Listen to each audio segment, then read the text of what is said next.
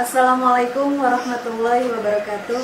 Alhamdulillahirabbil alamin. Assalatu wassalamu ala asrofil anbiya'i wal mursalin sayyidina wa maulana Muhammadin wa ala alihi wa sahbihi ajma'in.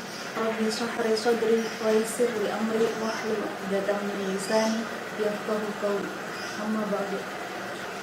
Bagaimana kabarnya hari ini siswa-siswi SMK Aljabar Ciledug yang saya banggakan?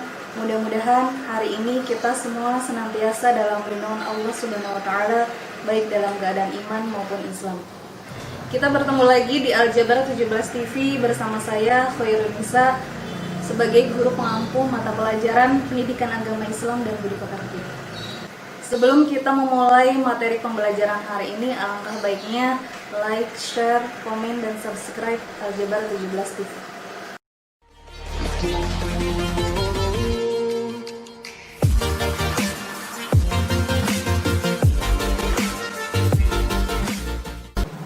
Materi kita kali ini akan membahas tentang iman kepada kitab-kitab Allah. Sebelumnya, kita harus tahu pengertian iman itu sendiri apa, kemudian kitab, dan yang ketiga adalah suhuf. Nah, yang dimaksud dengan iman itu berasal dari kata bahasa Arab al-imanu yang artinya percaya atau yakin. Yang kedua adalah kitab.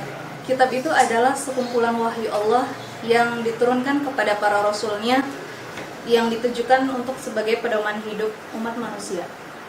Dan yang ketiga adalah suhuf. Suhuf itu merupakan sekumpulan wahyu Allah juga, tapi masih dalam bentuk lembaran yang terpisah. Yang kedua, kita akan membahas tentang dalil naqli yang berkaitan dengan iman kepada kitab-kitab Allah. Dalil naqli yang membahas tentang iman kepada kitab Allah yaitu terdapat dalam surat Al-Baqarah ayat 136 dan surat An-Nisa ayat 136. Mari kita simak bacaannya bersama-sama. Qulu amanna billahi wa ma unzila ilayna wa ma unzila ila Ibrahim wa Ismail wa Ishaq wa Ya'qub wal asbat wa ma utiya Musa wa Isa wa ma utiya an-nabiyyun min rabbihim la nufarriqu baina ahadin minhum wa nahnu lahu muslimun. Surat Al-Baqarah ayat 136 yang artinya, katakanlah hai orang-orang mukmin, kami beriman kepada Allah dan apa yang diturunkan kepada kami dan apa yang diturunkan kepada Ibrahim, Ismail dan anak cucunya, dan apa yang diberikan kepada Musa dan Isa serta kepada nabi-nabi dari Tuhannya. Kami tidak membeda-bedakan seorang pun di antara mereka dan kami hanya tunduk patuh kepadanya. Ya ayyuhalladzina aminu billahi wa rasulihi wal kitabil ladzi nazzala ala rasulihi والكتاب الذي نزل على رسوله والكتاب الذي أنزل من قبل ومن يكفر بالله وملائكته وكتبه ورسله واليوم الآخر فقد ضل ضلالا بعيدا. Surat An-Nisa ayat 136 yang artinya, wahai orang-orang yang beriman, tetaplah beriman kepada Allah dan Rasul-Nya dan kepada kitab yang Allah turunkan kepada Rasul-Nya serta kitab yang Allah turunkan sebelumnya. Maksud dari surat yang sudah kita bahas tadi, itu kita diperintahkan untuk mengimani kitab-kitab Allah yang diturunkan kepada para nabi dan Rasul. Nah, di dalam Al-Quran itu ada 4 kitab yang wajib kita ketahui. Di antaranya adalah yang pertama, kitab Taurat. Kitab Taurat itu diturunkan kepada Nabi Musa yang isinya berupa ketauhidan. Yang kedua yaitu kitab Zabur.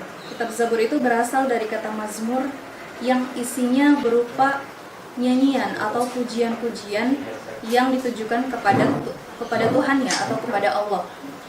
Kitab Zabur ini diturunkan kepada Nabi Daud. Yang ketiga adalah kitab Injil.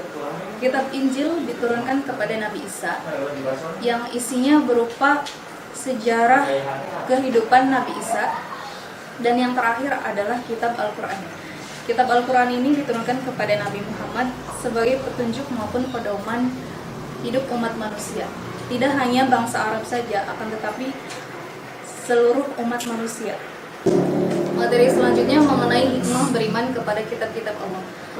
Hikmah beriman kepada kitab-kitab Allah. Yang pertama adalah meningkatkan keimanan kepada Allah yang telah mengutus para rasul untuk menyampaikan risalahnya. Dengan kita mempelajari kitab-kitab Allah, maka akan semakin meningkat keimanan kita kepada Allah. Hikmah yang kedua yaitu hidup manusia menjadi tertata karena adanya hukum yang bersumber pada kitab suci. Contohnya di dalam Al-Quran ada pembahasan mengenai makanan dan minuman yang halal ataupun yang haram. Nah, ketika kita sudah membaca, memahami maupun mengamalkan isi dalam Al-Quran tersebut, kita tahu bahwa makanan yang haram itu apa saja dan yang halal itu apa saja.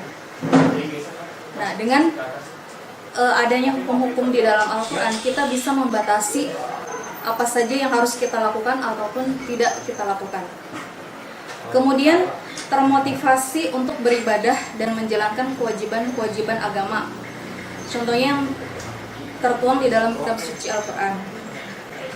Misalkan diperintahkannya sholat, kemudian diperintahkannya zakat, dan lain sebagainya. Yang keempat yaitu menumbuhkan sikap optimis karena telah dikaruniai pedoman hidup dari Allah untuk meraih kesuksesan baik di dunia maupun di akhirat. Dan yang terakhir, hikmah beriman kepada kitab Allah adalah terjaga ketakwaannya dengan selalu menjalankan perintah Allah dan menjauhi segala larangannya. Terima kasih sudah menonton pembelajaran daring hari ini. Mudah-mudahan bisa bermanfaat bagi kalian semua. Sebelum kita tutup pembelajaran hari ini, alangkah baiknya kita berdoa kafaratul majelis bersama-sama. Bismillahirrahmanirrahim. Subhanakallahumma wa bihamdika asyhadu an la ilaha illa anta astaghfiruka wa atubu ilaik. Wassalamualaikum warahmatullahi wabarakatuh.